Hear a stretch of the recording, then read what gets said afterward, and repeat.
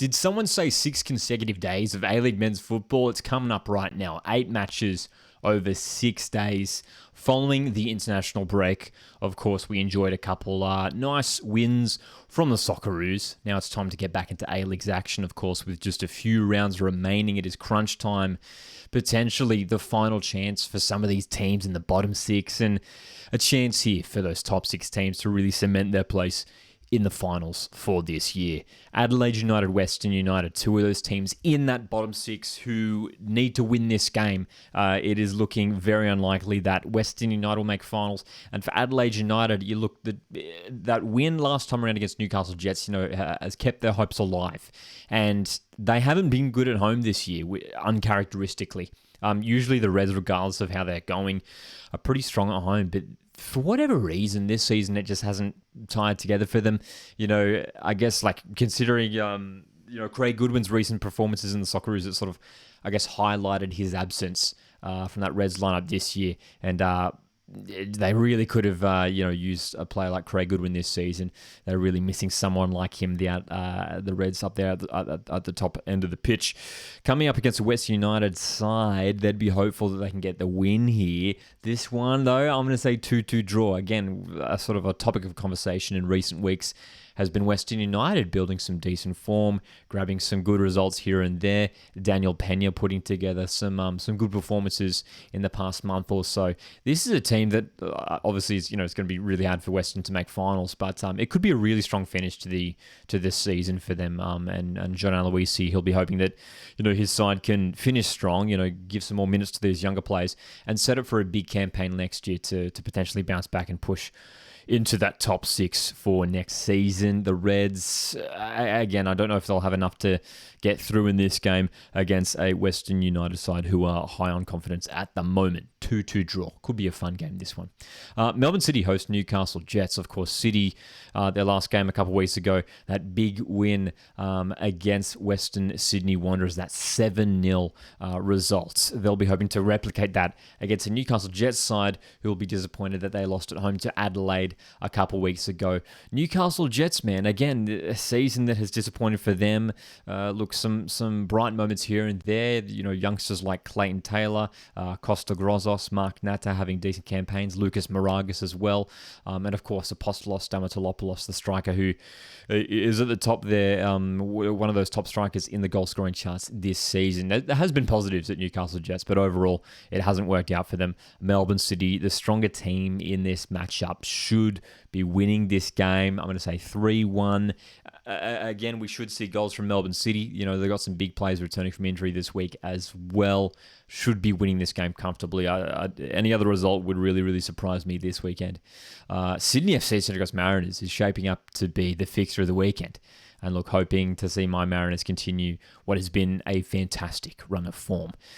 Central Coast Mariners are playing with a level of confidence and swagger, you could say, that we haven't seen, I was going to say for a long time, but obviously, last year was obviously very successful for the Mariners.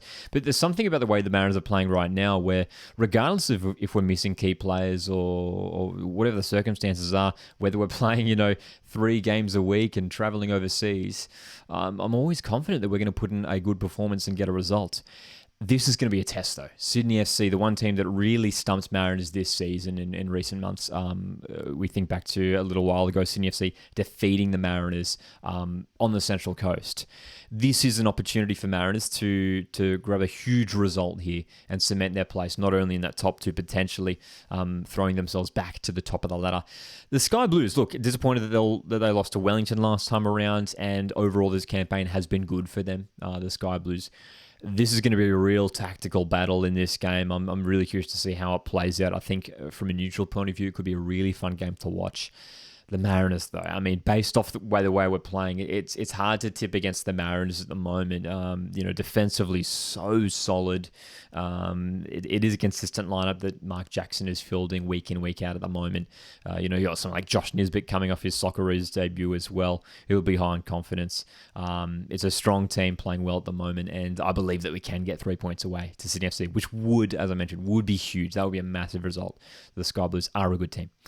Speaking of good teams, Wellington Phoenix. They're top of the table once again after defeating Sydney FC a couple of weeks ago.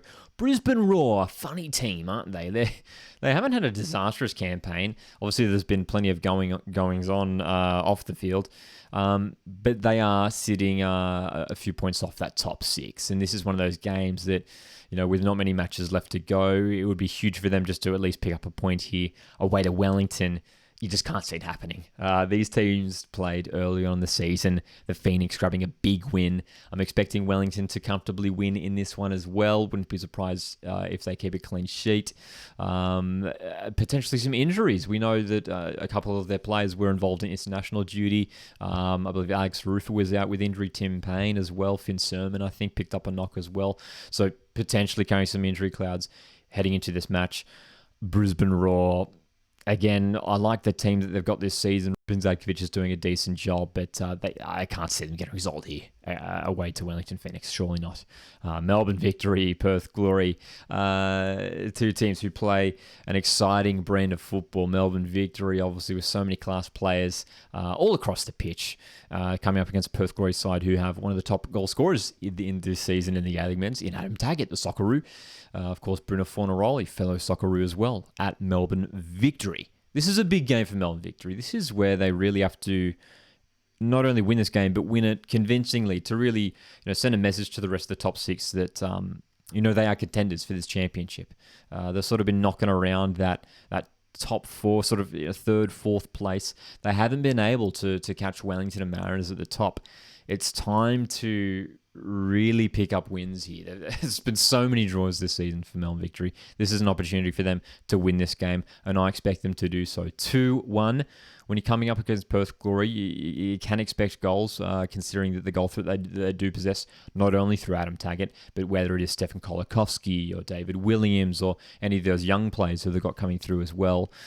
Victory should be winning this game at home, though, to cement their place in that top 4.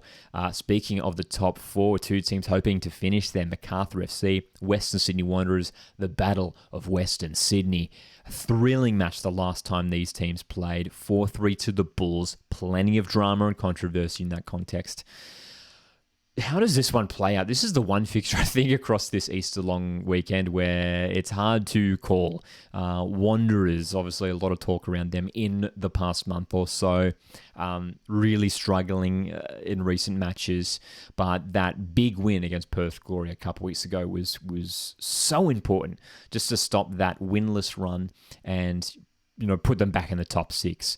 But look, it's going to be a tough test against Macarthur side, who have just proved to, again, Milos Tajowski, his first year as head coach, doing a fantastic job there at the Bulls. They've got a strong side, and they have been hard to beat at home this season. I go draw. 2-2 draw. I think we could expect a pretty similar contest to the one we saw a few weeks ago between these 2 teams.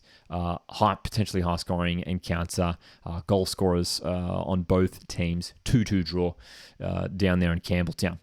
Then we've got a couple midweek fixtures. Tuesday, Mariners, Melbourne City, a rematch of last year's grand final. And it's been entertaining in the last 2 encounters between these teams. You remember that 3-3 draw down in Melbourne earlier on, and then just over a month or so ago, Mariners winning 2-1 against Melbourne City at home. Really intense match. I remember it was a bit of a physical altercation after full time, you might remember, which saw Storm Rue pick up suspension. 2-1, I think, is going to be the same result here. I think Mariners just have enough to get over the class and quality of Melbourne City, who haven't quite been able to swing things together this season. Central Coast's been so strong at home this year. I think should be able to get a win here. Again, not calling it a big margin, 2-1. We can't write off Melbourne City, of course, considering that the class players and the experience they do have. Mariners to come away with 3 points and potentially 6 points from this weekend, which would be huge. The final game for the next week or so, Perth Glory, Sydney FC. This could be a really fun match to watch. Obviously, it is always fun to watch Perth Glory play their home matches. It's especially watching that shed end, the active fans, which has been packed out basically every single week for Perth Glory. Great to see. Hosting Sydney FC. Again, Perth Glory, one of those teams who has really slim chances of making finals this year. opportunity for them against Sydney FC. Obviously, we're going to have a better idea of how this game's going to pan out following these two teams' respective games on the weekend. I'm going for a 1-1 draw. Again, it's one of those matches where you think, you could probably tip Sydney FC, considering where they are sitting on the table, probably the better side. But you never know what to expect with Perth Glory in their home matches. I'm going to go for a 1-1 draw in this one. Maybe Adam Taggart to grab a late one to snatch a point here for Perth Glory. There's my predictions for this week. Feel free to throw yours in the comments section.